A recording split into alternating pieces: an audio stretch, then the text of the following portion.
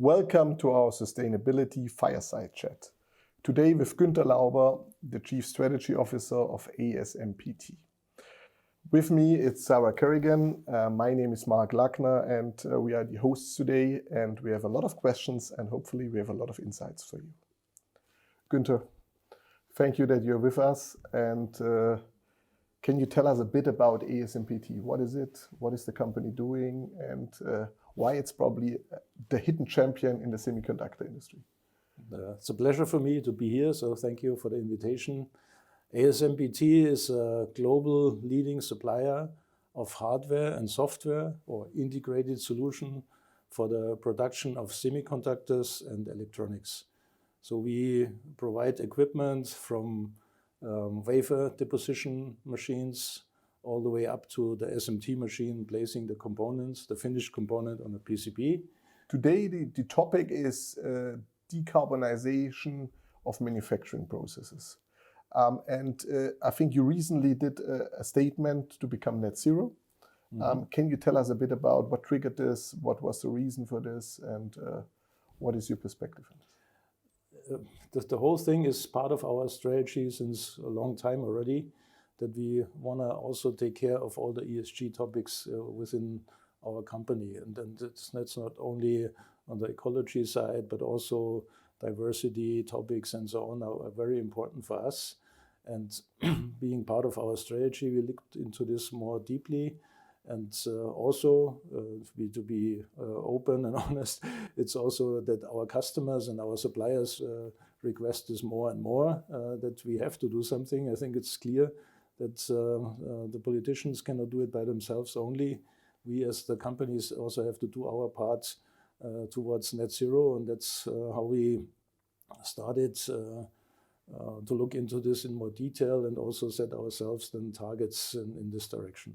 And to dig in a bit more, I'd love to hear a bit more about the approach that ASMP took in terms of tackling Scope 1, Scope 2 and Scope 3. You mentioned suppliers, so obviously Scope 3 is pretty tricky there. It is, so we started with looking into Scope 1 and 2, because those are the areas we can influence by ourselves directly. And this is where we did a study and analysis, and we found out that we can do a few things pretty fast. And then also challenged by our main shareholder, looking into this in a little bit more detail. Then we came up with setting ourselves a target for Scope 1 and Scope 2 to be net zero in 2035. And I think this is being a leader in our industry. This is also, we also want to be the leader in this regard, and we are by setting those targets. And there we came up then with clear measures, and those we are implementing now going forward. And yes, we also will work on Scope 3, but this requires also then the involvement of suppliers and customers, and this is what we are going to do going forward. Yeah, sounds like a great plan. And can you tell us a bit more in terms of how you're moving now from these plans into action? We know that this transition is quite a big step change. It'll be great to learn a little bit more about how you're tackling this. Yes, and that's now the challenge, that we can talk a lot and have a lot of ideas how to implement this. And we have now developed a clear roadmap by 2024, what do we want to achieve by then, by 2025 and so on. Because you cannot just say you do it and wait till the last minute and in 2035 you want to do everything. So we on the one side looked into how can we save energy, how can we save waste and all those things, and came up with a detailed plan on at what time do we put solar panels on this factory. And so we have a detailed plan when we do what and how to implement this. This is the one portion. And then also we started to work with our R&D departments on how do we going forward develop our new products, considering the ESG topics even more, because we considered them in the past already. Energy saving was a topic already before, because if you need less energy, you can produce more competitive. So that was a topic what we have addressed already. But now bringing in other things like using material you can easier recycle and things like this. And this what I think nobody has really considered so far. And those things we also consider now in our product development and PLM process from the beginning on, all the way through till if there's someday a law that you also have to take back the products and so on and recycle them, that we are prepared for this. Yeah, and you've highlighted there many different stages of the end-to-end value chain. It'll be great to hear, I mean, you touched on R&D as a critical component. It'd be great to hear more about the role of operations in driving forward the decarbonisation strategy. Operations obviously is the big area where you can have the most impact when we build our machines. There we can save a lot of energy, or when the customers using our machines to build their products, if they can use less energy, then they have an advantage out of this. And also bringing our products into the factories. If you can do this with less effort and less energy, then we also can help there. But that's not the only area. I think the whole company has to be aware of the ESG topics and supports it. So it's not only operations should do something or production. It's the whole company have to accept that ESG is an important topic, and everybody can help to drive it forward. That's a great push, Guenter. I think everybody can do something.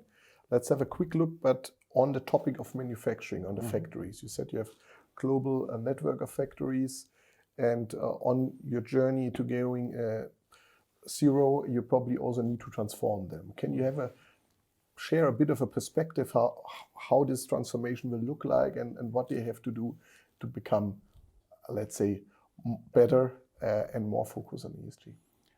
I think the key will be how can you produce your product with less energy, less labor maybe also, and less waste at the end, and better quality, because then the product lasts longer, and you also have an indirect impact on ESG. And all those things you will see happening in the production sites.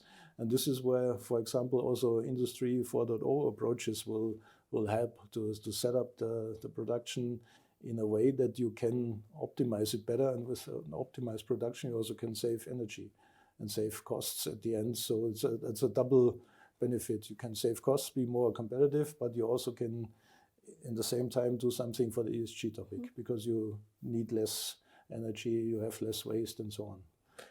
Very interesting. And you probably also have then a way to communicate these achievements or the progress on your journey to your shareholders and probably also to your stakeholders within. Yes. We are doing this already and since a while, and we just released our latest ESG report, where we explain everything what we have done and where we are, and show a little bit the next steps and what we want to do, and also did commit to our target officially in this document, Scope 1 and 2 by 2035. So we have it now in writing, no excuse anymore. We have to do it, but I'm very confident that we can achieve it. And in parallel, we are working on setting ourselves the targets for Scope 3, because this I think is the main lever that will bring the big step forward. And that's why we also, we are founding member of the Semiconductor Climate Consortium. And this is where you really can drive then the whole supply chain, because it's not helping a lot if you do isolated a few things and think you do a lot already, but cause problems before and afterwards. That's not helping. So the whole supply chain has to work in the same direction. And this is what we want to achieve for the semiconductor industry by being a founding member of this consortium. Great, and also impressive, because you grabbed the opportunities by the horn and you want to be proactive. Yes. You want to drive this forward and not waiting before the others are coming. Yeah. We want to be the leader in this. We also believe that we are the technology leader in our market, and being the technology leader, I think it's also a good thing to be the ESG leader and drive also those topics, because I think they can support each other very well. We as Scania are also very happy to work with the technology leader to make you and to enable you to become even better. Question is also from our side, how is it working with us? Is it different? Is it same like with others? Can you give there a bit of a glimpse? I think Kearney is the perfect partner for ASMPT, because we are looking for a partner who helps us to really implement things in a way that they are sustainable, and not do a nice thing and then do a theoretical paper and then you go and then we are stuck with ourselves to implement it. Kearney is really helping to do the practical implementation. And what I also like, that you are a good partner to discuss things, and you challenge us, not just saying, okay, if you want to do it this way, let's do it this way. You challenge the approach, is this the right way? And you're very result focused, that we really have then at the end a result and have implemented in a way, as I said earlier, that it's sustainable and helps us on a long-term basis, not just for a year or so. Thank you very much, Guenter, for giving us your time. Thank you very much for also sharing your insights and giving your honest and great answers. And with this, we will end this session. I hope you have fun and had fun. Goodbye.